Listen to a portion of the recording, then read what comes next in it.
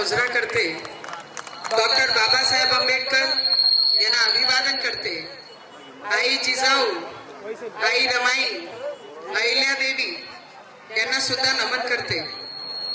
आणि या भूमीमध्ये तुम्ही खरं रामटेकवासी खूप नशीबवान आहे।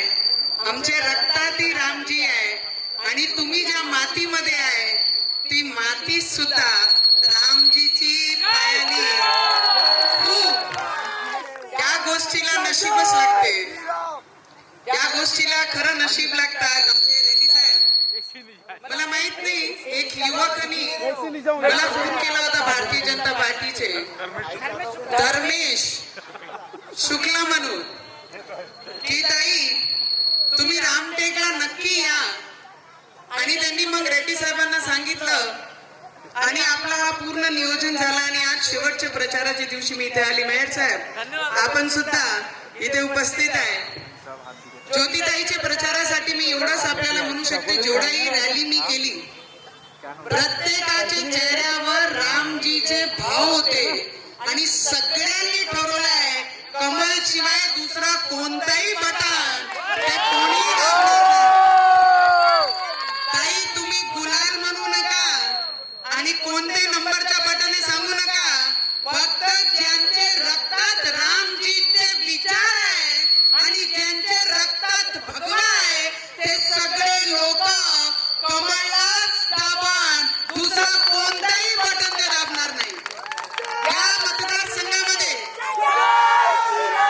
मतदारसंघामध्ये मी एवढंच सांगू शकते, जे माजी आमदार रेड्डी साहेबांनी 150 कोटी रुपये रामजीच्या भूमीसाठी आमच्या मुख्यमंत्रीकडनं, जेव्हा ते उपमुख्यमंत्री होते त्यांच्याकडनं 150 कोटी रुपये या रामटेकच्या मंदिरासाठी, रामजीच्या मंदिरासाठी आणले होते। त्याचे 50 कोटी रुपये मंदिराला ऑलरेडी सँक्शन आहे, डीपीआर झालेला आहे आणि येणाऱ्या काळामध्ये जे 100 कोटी आहे, अरे जिसके नाम में रामटेक र से शुरू होता है उसको पैसे मांगने की जरूरत नहीं। भारतीय जनता पार्टी जितने पैसे लगेगी राम जी के मंदिर को बनाने के लिए उतने पैसे देगी।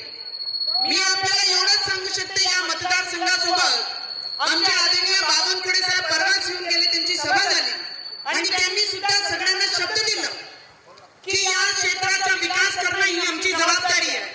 जेवढेही पट्टे बाकी आहे, वर्ग 2 ची जागा बाकी आहे, जेवढेही मातांचे जेवढेही बहिणींचे घरकुल असून नाही आले ते सगळ्यांना पट्टे सहित त्यांना सगळ्यांना घरकुल सुद्धा भेटतात, हे शब्द आमच्या बावनकुळे साहेबांनी या लेडीज सभेमध्ये आपल्याला दिलेला आहे। बरेचसे लोक काँग्रेसचे उभे आहेत, काँग्रेसच्या लोकांनी लोकसभामध्ये एक चित्र निर्माण केलं होतं की संविधान बचाव देश बचाव। त्या काँग्रेसच्या लोकांना माझा प्रश्न आहे की जे राहुल गांधीच्या हातात संविधान पूर्ण देशामध्ये फिरले आणि बरेचसे लोकांचे आमच्यासारखे लोकांचं मात्र 10-12 हजारांनी पराभूत झालं लोकसभामध्ये, ते संविधानाची भूक हातात घेऊन पूर्ण देशात नौटंकी करत होते की संविधान बचाव देश बचाव। ते त्या काँग्रेसच्या लोकांना आणि राहुल गांधीजींना माझा प्रश्न आहे की जेव्हा डॉक्टर बाबासाहेब आंबेडकर जेव्हा इलेक्शन मध्ये लोकसभामध्ये उभे होते तर त्यांचा पराभूत करणारा कोणता पक्ष होता? ते काँग्रेस होती, भारतीय जनता पार्टी नव्हती। आज जे काँग्रेस पक्ष नेहमी संविधानाच्या समोर येऊन हातात घेऊन जे फिरतात आहे त्यांना माझा प्रश्न आहे की देशाचे पहिले प्रधानमंत्री नरेंद्र मोदीजींनी जेव्हा पार्लमेंट बनलं, आम्ही साक्षीदार आहे त्या गोष्टीचं, डोक्यावर संविधान घेऊन पार्लमेंट मध्ये जाणारे पहिले प्रधानमंत्री या देशाचे म्हणजे नरेंद्र मोदीजी होते। संविधानाचा सन्मान करायला म्हणते ते देवेंद्रजींना विचारा, लंडनचे जुन्या घराला डॉक्टर बाबासाहेब आंबेडकरजींचे रेनोव्हेशन करून ती जागाची व्यवस्था करून घेतली। युनेस्को मध्ये डॉक्टर बाबासाहेब आंबेडकरजींच्या पुतळ्यासाठी इथून व्यवस्था करून युनेस्को मध्ये डॉक्टर बाबासाहेब आंबेडकरजींचा पुतळा तिथे उभा होणार आहे। तुम्ही फक्त संविधान हातात घेऊन नौटंकी करतात, खरं सन्मान करणारे डॉक्टर बाबासाहेब आंबेडकरांचे ते फक्त भारतीय जनता ज्योतिताई, तुमच्या मागे खूप सारी युवक मंडळी आहे, महिला आहे, युवक आहे.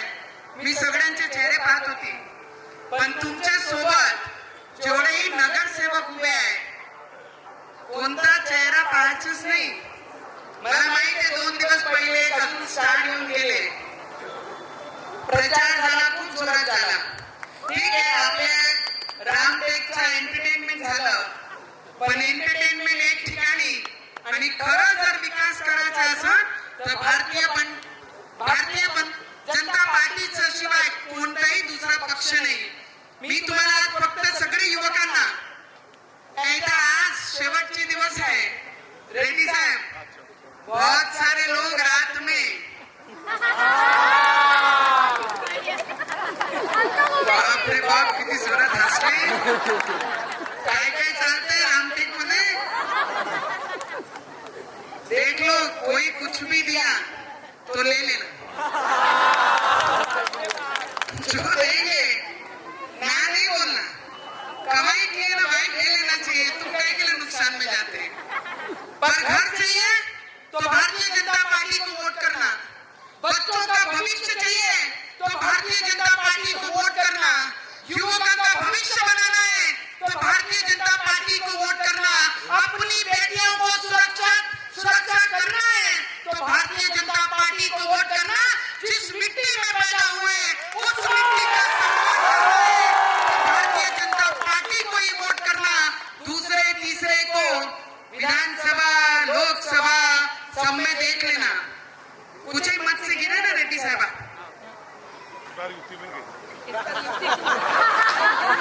आप अपक्ष लड़े थे लास्ट टाइम, और इस बार युति का काम किया. सब अपने ही है, पर मतदान करने के बाद रिश्तेदारी है. क्या कल एक बार कमल, परसों में रिजल्ट लग गया तो घर पे जाकर अच्छे से बैठकर दुखड़ा सुन लेना और चाय पी लेना. वो रिश्तेदारी 3 के बाद निभानी है. क्योंकि जब ये इलेक्शन होते हैं, छोटे छोटे इलेक्शन, तो हर गली में, हर घर का, हर व्यक्ति का राजकारण होता है. इसमें ना बहकावे में आकर और ये बंटवारा मत होने देना. एक एक वोट मेरे को इतना ही मालूम है कि जहां कमल दिखता है वहां पर कितने लोगों की तैयारी है कि कमल के साथ ताकत से आज खड़े रहेंगे. सबने हाथ जितने मार्केट में खड़े हैं, हाँ, वो बेंगाल में भी सब है. शूटिंग करो भाई, उसके अंदर भी बीजेपी के साथ है.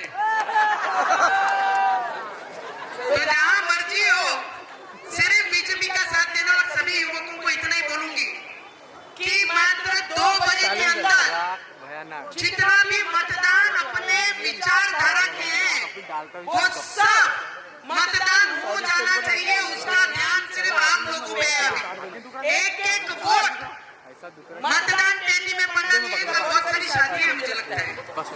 अरे छोड़, मैं कैमरामैन हूँ. जिस दिन मेरा लोकसभा इलेक्शन था तब मेरे जिले में 300 शादियां थी. 10,000 तो उधर सीधे गए, 10,000 से हार गए. तो मैं आप लोगों को इतना विनती करूंगी, पहले मतदान और फिर कन्यादान. ये विनती करूंगी मैं आप लोगों को विनती करूंगी. और ज्योतिताई को और सभी नगर सेवकों को, तुमको ऑलरेडी हमने डिक्लेयर कर दिया नगर सेवक है तुम, उम्मीदवार नहीं है. कल मत पेटी में जैसे मतदान आप लोगों का पड़ेगा वैसे आप लोग जीत के आएंगे. क्योंकि देवा भाऊ, लोकांनी बरं म्हटलं की इलेक्शन संपल्यावर विधानसभाचे इलेक्शन पर्यंतच पैसे भेटणार आहे.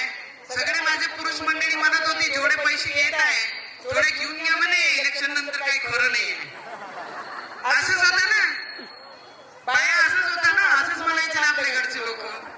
जेवढे भेटते तेवढे घेऊन घ्या म्हणे, नंतरचं काही माहित नाही. पण त्या ऑपोजिशनच्या लोकांना माहित नव्हता देवा भाऊ असा व्यक्ती आहे जे शब्द देते ते शब्द पाळण्यासाठी देतात. टाळण्यासाठी आमचे देवाभाऊ शब्द देत नाही. आणि त्या देवाभाऊनी शेतकऱ्यांसाठी 32,000 करोड रुपये या महाराष्ट्रामध्ये दिला. One of the youngest chief minister of this Maharashtra. देशामध्ये जेव्हा ते किंतात त्याच्यामध्ये एक यंगेस्ट सीएम बनले आणि